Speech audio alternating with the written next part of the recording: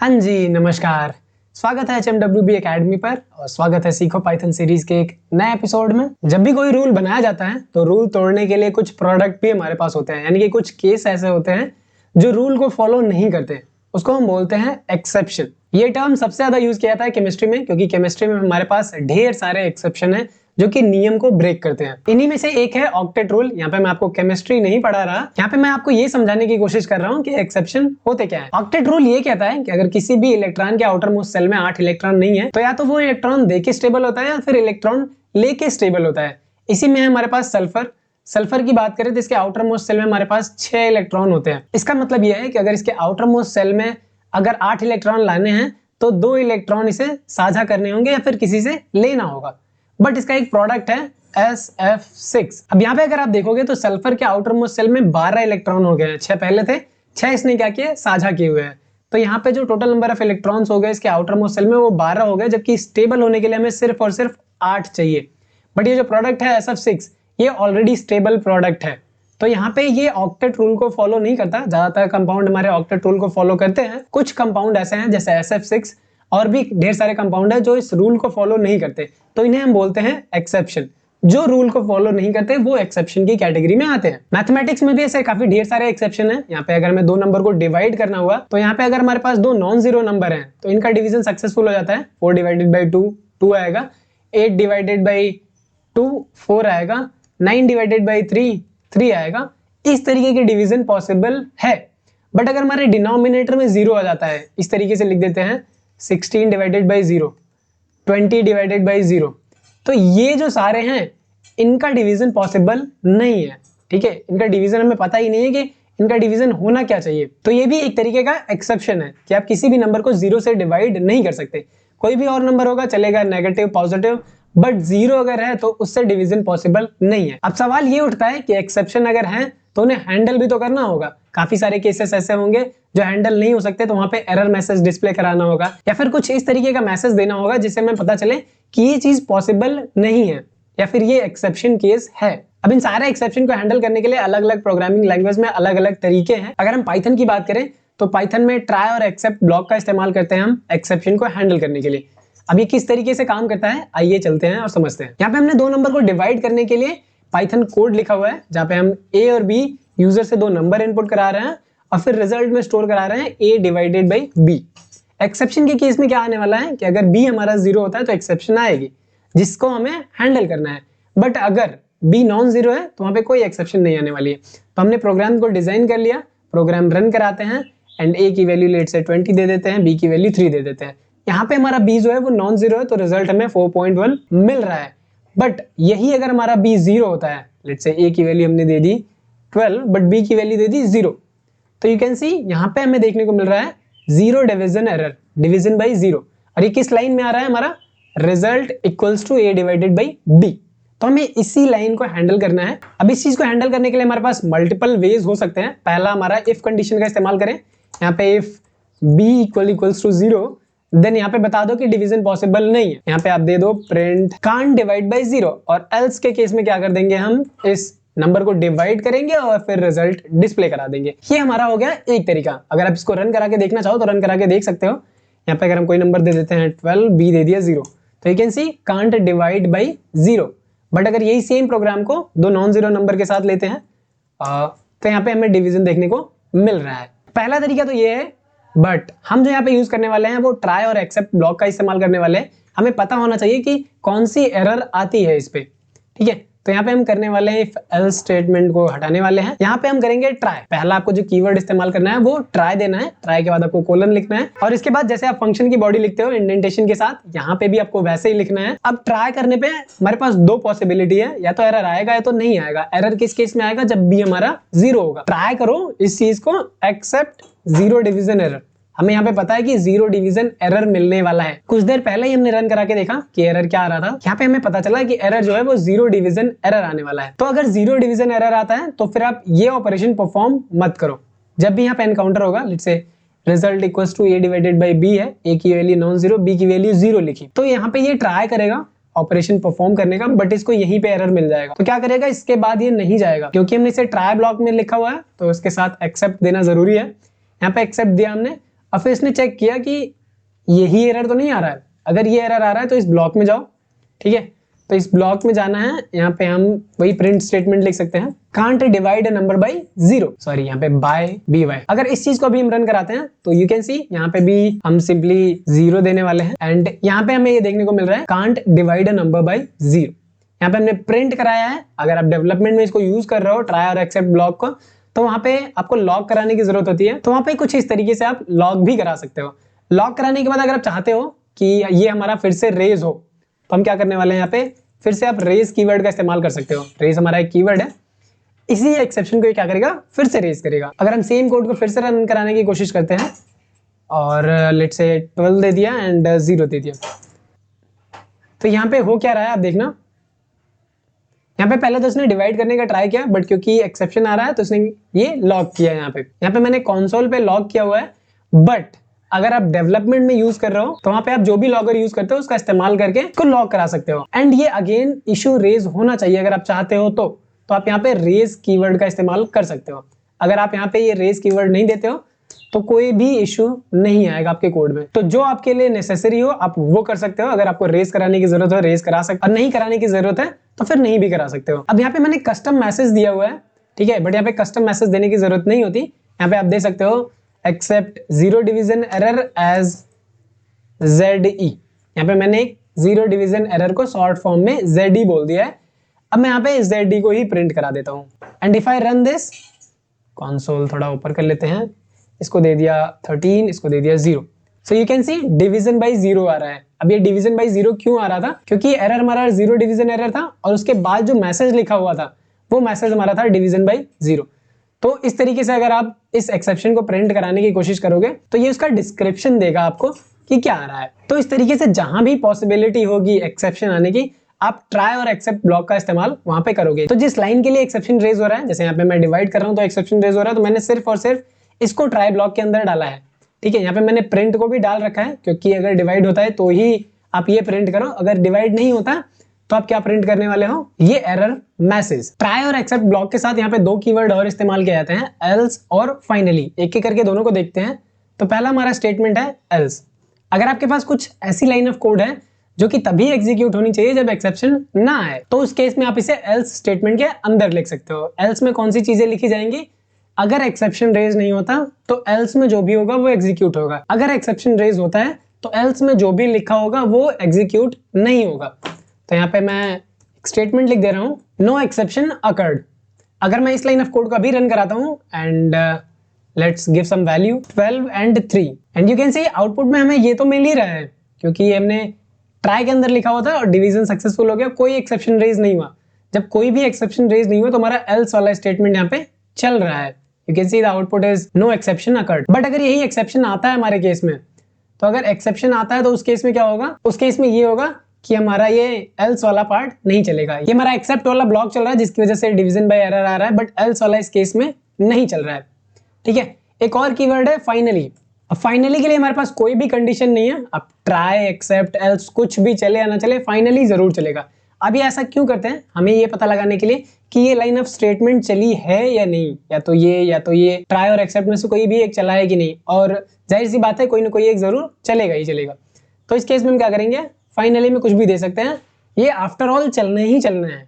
जैसे यहाँ पे मैंने बोल दिया कि ये ऑपरेशन परफॉर्म हो गया, यहाँ पे हमने दे दिया डिवीजन प्रोसेस डन। फाइनली हमारा मेन मोटिव तो यही है कि नंबर को डिवाइड कर रहा है, हो सकता है डिवीजन हो सकता है ना होगा तो उस केस में हमें एरर देखने को मिलेगा जिसको हमने यहाँ पे हैंडल किया हुआ है। अब इसको अगर रन कराएं तो फाइनली तो ओवरऑल चलना ही चलना है, ठीक है। 12 डिवाइडेड बाई 3, तो यहाँ पे देखो एल्स भी चल रहा है और फाइनली भी चल रहा है, क्योंकि इस केस में कोई एक्सेप्शन नहीं आया है। बट यही अगर एक्सेप्शन आता है तब क्या होगा, तो उस केस में हमारा एक्सेप्ट ब्लॉक चल रहा है, एल्स वाला नहीं चल रहा है क्योंकि एक्सेप्शन आ गया है, और ये फाइनली तो चल ही रहा है, डिवीजन प्रोसेस डन। तो इस तरीके से जब भी कोई एक्सेप्शन आएगा आपको इसी तरीके से हैंडल करना है। हो सकता है कभी कभी आप भूल जाओ कि किस लाइन ऑफ स्टेटमेंट में एक्सेप्शन आ सकता है, आपको हर लाइन को अच्छी तरीके से जांच लेना है पहले कि क्या इस लाइन में कोई एक्सेप्शन आ सकता है, क्या इस लाइन में कोई एक्सेप्शन आ सकता है। अगर आने की पॉसिबिलिटी है तो आप जरूर से जरूर वहां पे ट्राई और एक्सेप्ट ब्लॉक का इस्तेमाल करो टू अवॉइड दीज एरर्स। एक और तरीका है, अगर आपको पता ही नहीं कि कौन सा एक्सेप्शन आने वाला है तो आप यहाँ पे डायरेक्टली एक्सेप्ट एक्सेप्शन यूज कर सकते हो। ठीक है, ये हमारा होता है बेस एक्सेप्शन। ठीक है, एज ई कर देते हैं, यहाँ पे प्रिंट कर देते हैं ई। एक्सेप्शन हमारा ये बेस क्लास होता है, यानी कि अगर आपके पास किसी भी टाइप का एक्सेप्शन आ रहा है तो इसके अंडर अगर आता है तो वो कैप्चर कर लेगा। आपको नहीं पता है जीरो डिवीजन एरर आने वाला है या की एरर आने वाला है, सिंटैक्स एरर आने वाला है, तो इस तरीके के सारे एक्सेप्शन ये हैंडल कर लेगा। बट ये सही तरीका नहीं है, आपको पता होना चाहिए कि कौन सा एक्सेप्शन कब आएगा, उसी तरीके से आप उसको हैंडल कर सकते हो। आप मल्टीपल एक्सेप्शन हैंडल कर सकते हो कॉमा का यूज करके। आप यहाँ पे कॉमा का इस्तेमाल करके मल्टीपल एक्सेप्शन एक साथ हैंडल कर सकते हो, यहाँ पे कोई इशू नहीं है। बट आप यहाँ पे एक्सेप्शन का इस्तेमाल नहीं करोगे। एक्सेप्शन का मतलब यहाँ पे इस कीवर्ड का इस्तेमाल नहीं करोगे, क्योंकि ग्लोबली सारे एक्सेप्शन को कैप्चर कर लेगा। यहाँ पे वो एक्सेप्शन आपने देखे जो कि प्री डिफाइंड है अपने सिस्टम पे। बट अगर आपको कस्टम एक्सेप्शन जनरेट करना है तो वो भी आप कर सकते हो, ये हम देखेंगे हमारी नेक्स्ट वीडियो में। तो तरीका बहुत ज्यादा कॉम्प्लिकेटेड नहीं है, बहुत ही ज्यादा सिंपल तरीका है। आपको एक क्लास बना लेनी है जो भी आप एरर जनरेट करना चाहते हो। तो यहाँ पे आपको लिखना है एरर बनाने के लिए क्लास हमारा एक कीवर्ड है, ये ऑब्जेक्ट ओरिएंटेड प्रोग्रामिंग से रिलेटेड है।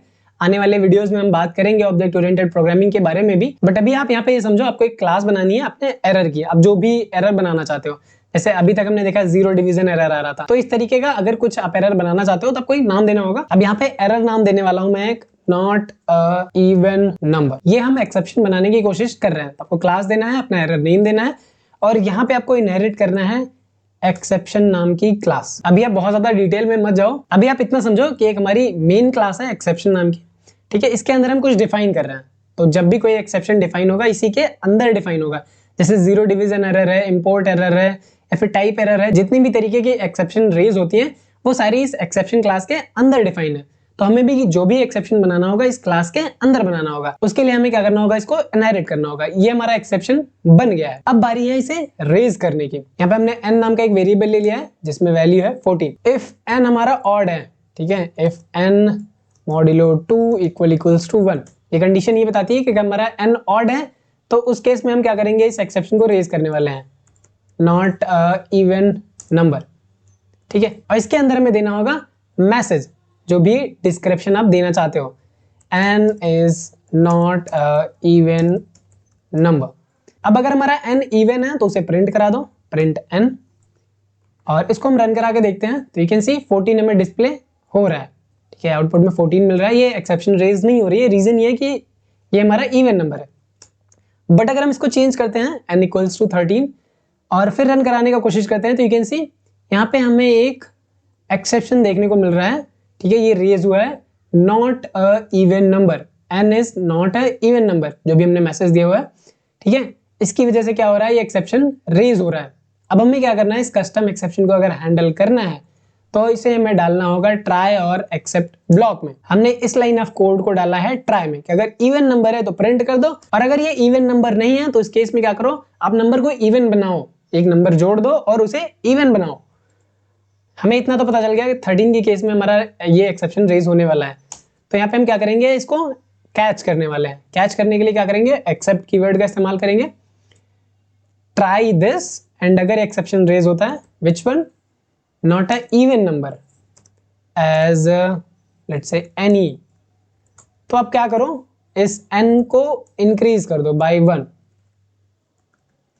और फिर आप प्रिंट करा दो। ठीक है, आई होप कि ये समझ आ रहा है कि लाइन ऑफ कोड हम क्यों लिख रहे हैं। इसको रन कराते हैं and now you can see n equals to 13 है एंड आउटपुट इज 14। क्यों, क्योंकि ये हमारा एक्सेप्शन रेज हुआ।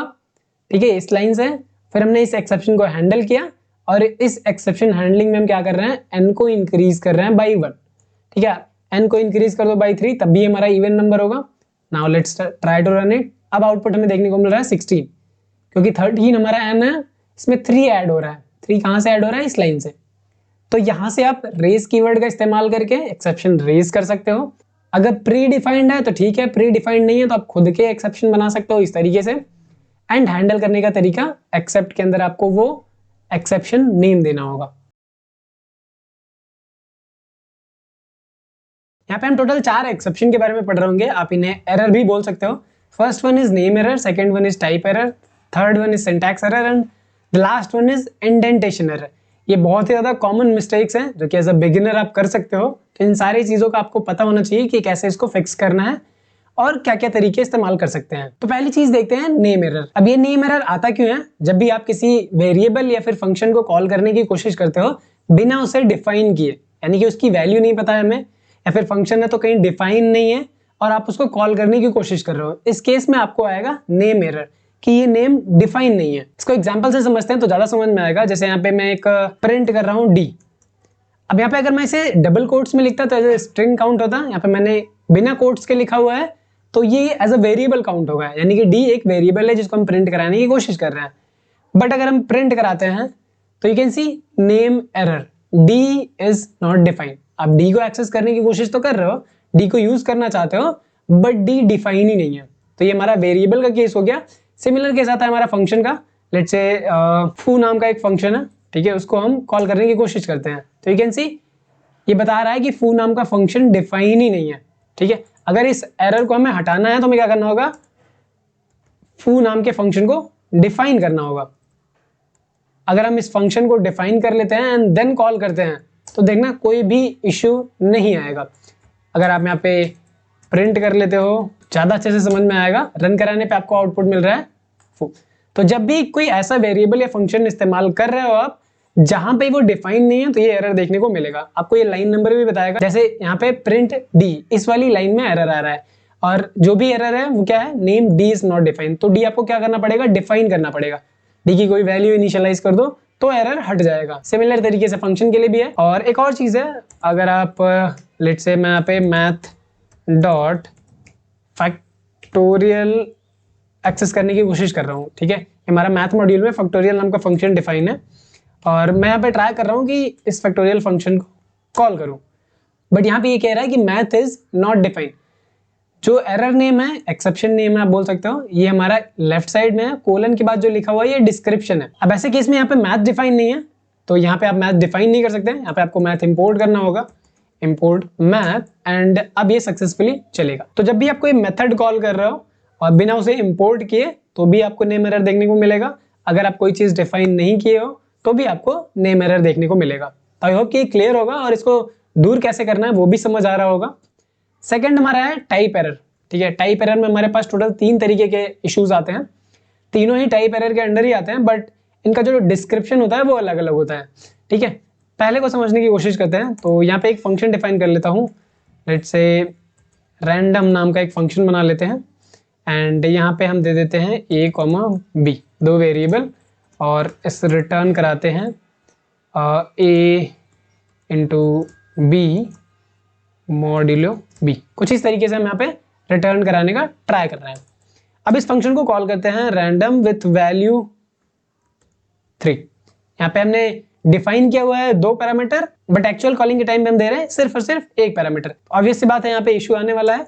ठीक है, यहाँ पे जो इशू आएगा आपको देखने को मिलेगा टाइप एरर। ठीक है, कि this random function missing 1 required positional argument B. ये आप कम देते हो तो है, ठीक है, अगर आप ज्यादा दे देते हो, लेट्स से 3, 5 एंड 8, डिफाइन 2 है, एक्चुअल कॉलिंग के टाइम पे 3 दे रहे हैं, तो यहाँ पे भी ये आ रहा है random takes 2 positional argument but 3 were given. ठीक है, कुछ इस तरीके से कि उसको डिफाइन किया गया है 2 पोजिशनल आर्ग्यूमेंट के साथ, बट हम एक्चुअल कॉलिंग में 3 दे रहे हैं, तो इसकी वजह से एरर आ रहा है और ये एरर हमारा टाइप एरर कहलाता है।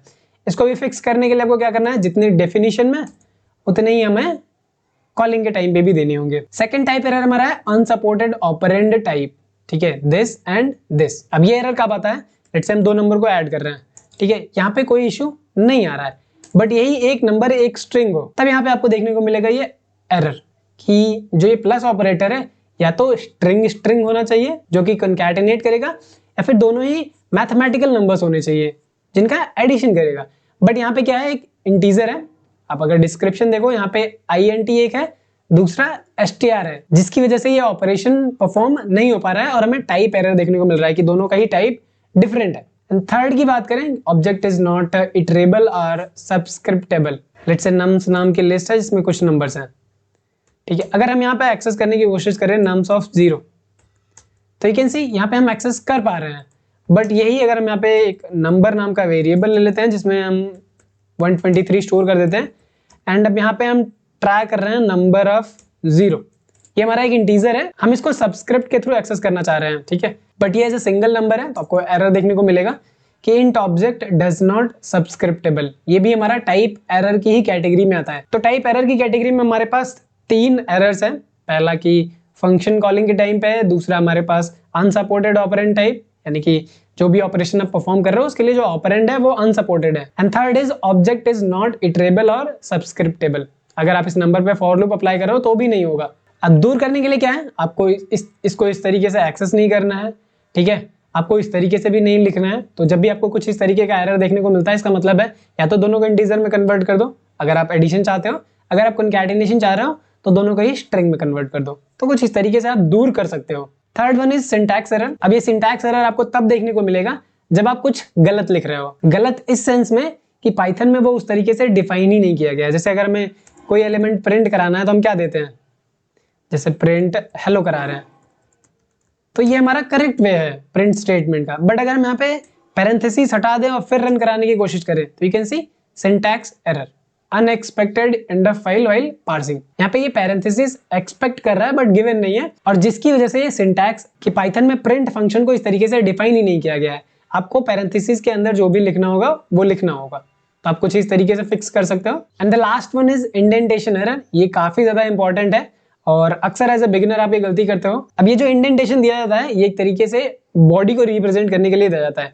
अगर आप इफ स्टेटमेंट में कुछ लिख रहे हो, लेट्स से इफ ट्रू, तो आप क्या करोगे, इंडेंटेशन दोगे। यहाँ पे जो इंडेंटेशन है वो हमारा 4 स्पेसेस का है बाय डिफॉल्ट। इंटर हिट करते हैं तो वह यहाँ पे ये 4 स्पेस ऐड कर दे रहा है। अगर आप यहाँ पे 4 स्पेसेस की बजाय 3 स्पेस देते हो, ठीक है, 1 2 3, और यहाँ पे आप प्रिंट कर रहे हो, ठीक है, प्रिंट हेलो, तो आपको कोई एरर देखने को नहीं मिलेगा। आप इंडेंटेशन में कितने भी स्पेस यूज कर सकते हो, 1 2 3 4 5 6 जितने भी आप स्पेसेस देना चाहो दे सकते हो, बट 0 स्पेस नहीं दे सकते। अगर हम इसको इस तरीके से लिखें कि इसको मैंने बैक कर दिया and now if I try to run it, तो यहाँ पे आपको देखने को मिलेगा इंडेंटेशन एरर कि इफ के बाद ये इंडेंटेशन मांग रहा है। अगर आप यहाँ पे सिंगल स्पेस भी दे देते हो तब भी ये इंडेंटेशन में कंसिडर होगा। तो याद रहे, जब भी आप कोई ऐसा स्टेटमेंट लिखो जिसके लिए हमारे पास बॉडी की रिक्वायरमेंट है तो वहां पे हम इंडेंटेशन का इस्तेमाल करेंगे। इंडेंटेशन के लिए आप कितने भी स्पेसेस का इस्तेमाल कर सकते हो। याद रहे 0 स्पेस का यूज नहीं करना है, एटलीस्ट एक स्पेस तो होना ही चाहिए। और दूसरी चीज आपको ये याद रखनी है